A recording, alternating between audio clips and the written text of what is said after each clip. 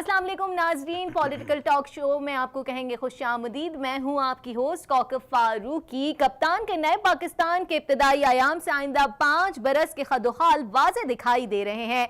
मरकज और सूबों में मुख्तसर काबीना, सादगी की रिवायात और सबसे बड़ी बात सदर, वजीर आजम, वजीरों और मुशीरों के सवाबदीदी फंड्स का खाता जो है वो बंद कर देना। नए पाकिस्तान की झलकियां ये है, इब्तिदा उन्होंने खुद से ही की है, तो सोचें मामला कहां से कहां तक जाएगा।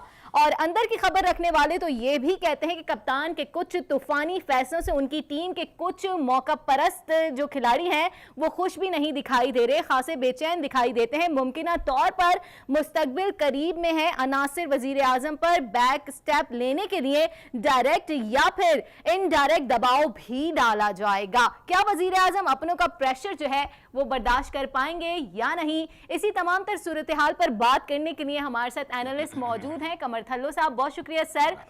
जैसे कि मैंने कहा, आपने सुना होगा मेरी ब्रीफिंग में स्टार्ट के कि क्या इमरान खान प्रेशर बर्दाश्त कर पाएंगे या नहीं?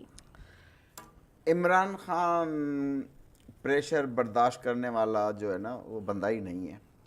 इमरान खान कभी प्रेशर में नहीं आता। इमरान खान को तो मैं उस दौर से जानता हूँ जब he was a young cricketer, और जिस तरह वो अपनी टीम को लेके चलता था और जिस तरह टीम के साथ खेलता था, जब वो उस दौर में किसी प्रेशर में नहीं आया तो प्रेशर में आना उसकी तबीयत में ही नहीं लेकिन है। जब ग्राउंड में उतरते थे तो वैसे भी क्रिकेटर्स के ऊपर जो होता है जीतने का प्रेशर ज्यादा होता है टीम की लेकिन जानिब से, उसको कि वो नहीं फेस करते थे, फेस करते थे, तो वो यानी कि यूज्ड टू हैं इस प्रेशर के। यूज्ड टू हैं। और दूसरी चीज़ ये है कि इस वक्त जिन हालात में वो वज़ीर आज़म बने हैं, हम सब जानते हैं, वो भी जानते हैं, तो बहुत इंतहाई मुश्किल हालात, उसको बहुत चैलेंजेस का सामना है। वो जो पिछले गए हैं वो ऐसा कबाड़ा करके गए हैं कि आपने देखा होगा, सुना होगा, मीडिया पे देखा होगा कि कुछ नहीं बचा, कुछ नहीं बचा। और फिर ये भी देखा होगा, वो इमरान खान ने खुद अपनी तकरीर में बताया कि पुराने वज़ीर आज़म साहिबान का ख़र्चा कितना था, सही, कितने मुलाजमीन, 540 मुलाजमीन और 80 गाड़ियाँ और पता नहीं कार्स और ये वो। एक गरीब मुल्क जो भीख मांग के चल रहा है और हम इतनी अयाशियों में पड़े हुए हैं, तो ये तो फिर मुल्क को दिवालिया करने की बात थी। अब जो एक तब्दीली का नारा लेके इमरान खान आए हैं, तो इस वक्त सारी कौम की जो नज़रें हैं वो इमरान खान पे हैं।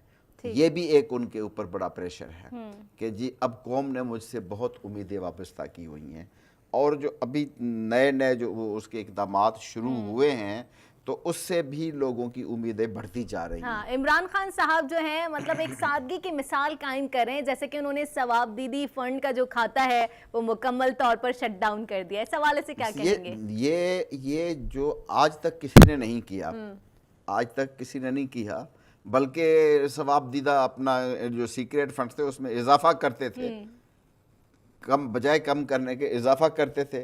हर साल प्राइम मिनिस्टर हाउस का जो खर्चा होता था उसमें कई करोड़ों रुपए का इजाफा होता था, प्रेसिडेंट हाउस पे कई करोड़ों रुपए का इजाफा होता था। मुझे नहीं पता कि वो क्या खाते थे, क्या पीते थे, जो अपना करोड़ों का खर्चा उनका दिखावा वो होता था।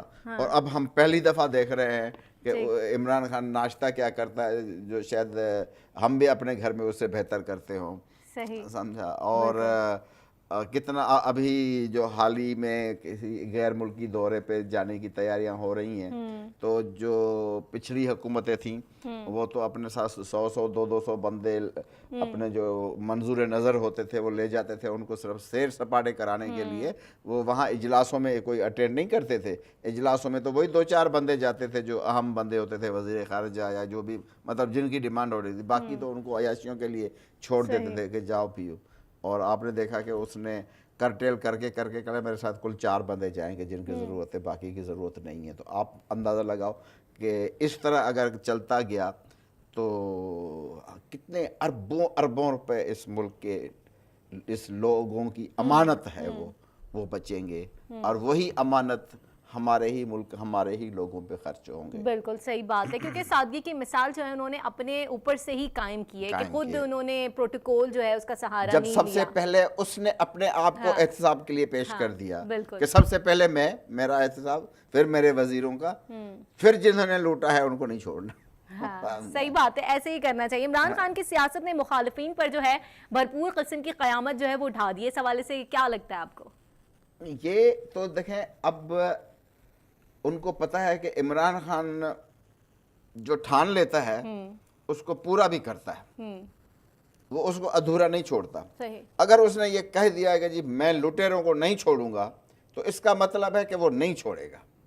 اب اس کی طبیعت کو جانتے ہوئے پھر ان کو تو پریشانی ہوگی کہ اب ہمارا کیا بنے گا, سمجھا. تو ڈیفینیٹلی جس طرح انہوں نے لوٹا ہے تو اب ان کا حساب بھی تو چکانا ہے نا.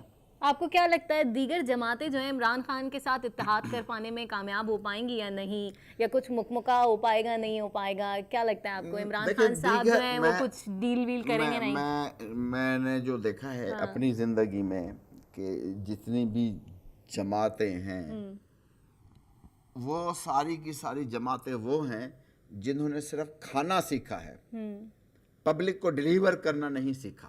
کسی بھی جماعت نے, آپ کسی بھی جماعت کا نام لیں تو آپ کو پبلک کو ڈیلیور تو یہاں اسی ٹائم پہ کیا جاتا ہے نا کہ یا تو اپنا مفاد ہو, یا تو الیکشن کی کیمپین چلانا ہو, یا کچھ تقاریر میں جلسے جلوسوں میں لوگوں کو لے کر آنا ہو, شو آف کرنا ہو, سبز باغ دکھا کے بالکل اور ان کو جو ہے بیوقوف بنا کے, اور آج تک وہ بیچاری قوم اسی طرح ہی لوٹتی رہی ہے اس طرح. لیکن اب جو کچھ ہونے جا رہا ہے کہ ہماری دعا ہے کہ اللہ کرے ان میں وہ کامیاب جائے, تو اور لوگوں میں تھوڑی سی خوشحالی آئے, ہمارے ملک کا پیسہ بچے. انہوں نے دیکھو کتنا اوپنلی کہہ دیا کہ میں کسی جگہ سے جا کے قرضہ نہیں مانگوں گا. مجھے اچھا قمر صاحب, دیگر جماعتوں میں بڑی کھلبلی بھی مچی ہوئی ہے اور کہہ رہے ہیں کہ بس تبدیلی آ گئی ہے, وہ چاہتے ہیں کہ بس آنکھ جھپکتے ہی جو مسائل ہیں بس جلدی سے سالو ہو جائیں. ایسا تو نہیں ہوتا. مطلب ابھی انہوں نے اقتدار سنبھالا ہے, ابھی وہ چیزیں دیکھیں گے اور پھر اس کے بعد کہیں جا کے ٹائم لگتا ہے. جو 70 سال سے بگڑی ہوئی چیزیں ہیں, 70 سال سے بگڑی ہوئی چیزیں ہیں, ان کو اسٹریم لائن کرنا ایک دن کا یا 2 دن کا کام نہیں ہے. میں تو صرف یہ کہتا ہوں کہ وہ اپنے 10 اوور میں 5 سال میں صرف ہماری سمت ہی سیدھی کر گئے نا, ہمیں صرف پٹڑی پہ چڑھا کے اور سیدھی لائن دکھا دی نا, تو وہ پھر انشاءاللہ یہ قوم خود ہی اس لائن پہ چل پڑے گی. سمجھا, اتنا بھی ہمارے لیے بہت ہو جائے گا اگر ہو جائے. جو یہ جس طرح سادگی یا جس طرح یہ چیز اپنا کے ہمارا پیسہ بچا رہا ہے وہی بچ گیا تو ہمارے پاس بہت. کیونکہ دیکھیں نا ان کی اپنی اس کے اندر کوئی وہ نہیں ہے, مفاد نہیں, کیونکہ ان کے پاس بے تحاشا پیسہ ہے, فیم ان کے پاس بے تحاشا تھا. اپنی بیگم کے ساتھ 3 کمرے کے فلیٹ میں رہتا ہے جہاں پہ پرائم منسٹر کا ADC رہتا تھا, وہاں رہتا ہے پرائم منسٹر ہاؤس میں. اس نے کہا اس کو یونیورسٹی بنا دو یا کچھ بنا دو, میرے لیے یہ کافی ہے. مطلب اس نے تو تمام چیزیں اتنی ابھی بھی زیادہ تر وقت وہ PM ہاؤس میں نہیں, بنی گالا میں ہی گزارتے ہیں. تو وہ کہتے ہیں کہ میں اپنی قوم کا ایک ایک پیسہ جو میری قوم کی جیب سے نکلا ہے اور وہ لٹ گیا, میں ایک تو مجھے اس کو بچانا ہے, دوسرا اس کو واپس دلانا ہے. بچانا تو وہ بچا لے گا, بالکل بچا لے گا. اب جو لٹا ہے ان لٹیروں سے واپس لینا, اس کو تھوڑی دقت پیش تو آئے گی. لیکن کچھ جماعتوں کی جانب سے یہ بھی بات سامنے آ رہی تھی کہ عمران خان صاحب کو بس جو ضد تھی کہ وزیر اعظم بننا ہے, مجھے وزیر اعظم بننا ہے ایک فیم پانے کے لیے. لیکن دوسری طرف اگر دیکھا جائے تو عمران خان صاحب جو ہیں ایز اے کرکٹر کپتان جو ہیں وہ فیم پا چکے ہیں, لوگوں کے دلوں میں پوری دنیا انہیں جانتی ہے, ایک نام ہے ان کا, پوری دنیا اس کی فیم تھی. تو ان کو مجھے ایسے نہیں لگتا کہ فیم پانے کے لیے وزیر اعظم بنے. صرف وزیر اعظم بننا ہوتا تو اس کو تو صدر مشرف نے بھی وزیر اعظم بننے کی پیشکش کی تھی, تو وہ نہیں بنا. تو وہ صرف اس کو وزیر اعظم بننے کا شوق نہیں تھا, لیکن اس کے دل میں ایک درد تھا اپنی قوم کے لیے, جو کچھ لوگوں کو سمجھ میں آتا تھا, کچھ لوگوں کو سمجھ میں نہیں آتا تھا. لیکن اب جب وہ بنا ہے اور جب اس نے کچھ اپنا عمل شروع کیا ہے تو اب لوگوں کو میں یقین بھی پیدا ہونا شروع ہو گیا ہے, نہ صرف ہمارے ملک کے لوگوں میں لیکن باہر کے ملکوں میں بھی. اب وہ ہوا ہے کہ نہیں, اب پاکستان وہ نہیں رہا جو ہمارے آ کے پاؤں میں بیٹھتا تھا کہ ہمیں پیسے چاہیے. اب تو ہر ایک ملک کہہ رہا ہے کہ جی آئیے ہم مل کے کام, کیونکہ پاکستان جو ہے اتنا مقروض ہو چکا ہے, مطلب ہر ملک سے اتنا قرضہ لیا ہوا ہے کہ اب اس کو ادا کرنے میں بھی ٹائم لگے گا. خزانہ, قومی خزانہ جو ہے وہ خالی ہے بالکل. بالکل, اور اس کے لیے اس کو محنت کرنی پڑے گی. اس نے جو وزیر خزانہ بنایا ہے وہ بھی ایک ٹیلنٹڈ بندہ ہے, اور جو ہے یہ ایک اسد عمر صاحب جو ہیں, ہاں, ہی از ویری ٹیلنٹڈ. حکمت عملی تو ایسی بنے گی, اور جو وہ حکمت عملی بنانے جا رہے ہیں تو اس پہ تو میں کہ جب اگر وہ شروع کی اور اس نے اپنی قوم کو جب اپیل کی کہ آپ ایک پیسے سے لے کے 1 روپے سے لے کے 1000 تک آپ دیں, جمع کریں آپ کا قرضہ اتارنے کے لیے اور اپنے ملک کو سنوارنے کے لیے, آپ دیکھنا یہ قوم الٹ جائے گی اپنے ملک کے اوپر. اچھا یہ بھی بتائیے گا, کیا سیاسی مخالفین کا احتساب وزیر اعظم کا سوشل ایجنڈا جو ہے وہ متاثر کر سکتا ہے؟ دیکھیں, متاثر کرنے کے لیے تو اتنا کچھ کیا جائے گا اس کو روکنے کے لیے کہ جس کی کوئی حد نہیں. اس میں بین الاقوامی دباؤ بھی آ سکتا ہے, اس میں مختلف چیزیں ہو سکتی ہیں, یہاں اندرونی دباؤ, بیرونی دباؤ. اب اس دباؤ میں آنے کے بعد کیا ہوتا ہے وہ تو میں ابھی نہیں کہہ سکتا, لیکن مجھے اتنا یقین ہے کہ شاید عمران خان اتنا دباؤ میں نہ آئے جتنا دوسرے آ جاتے تھے, اور جو ہے وہ یہ بھی ہو سکتا ہے کہ وہ ان ملکوں سے یہ بھی معاہدہ کرنے میں کامیاب ہو جائے کہ ہمیں لوٹا ہوا پیسہ واپس چاہیے. اچھا یہ بھی دیکھا جائے کہ اور دیگر ممالک کے جو لوگ ہیں, بڑے بڑے جو عہدیداران ہیں, ان کے دل میں عمران خان کے لیے ایک سافٹ کارنر دکھائی دیتا ہے. وہ اسی لیے دیتا ہے کہ ان کو پتہ چل گیا کہ یہ نہ بکنے والا ہے نہ جھکنے والا ہے, اسی لیے اس کے ساتھ بنا کے رکھو, سمجھا. تو اب ہر سربراہ اس کو یہی پیغام بھیجتا ہے کہ آؤ تو ہم مل کے کام کریں, مل کے چلیں گے, سمجھا نا. تو یہ بڑا فرق پڑا ہے, اور اب بڑے بڑے لیڈروں کی بھی آنکھیں کھل گئی ہیں.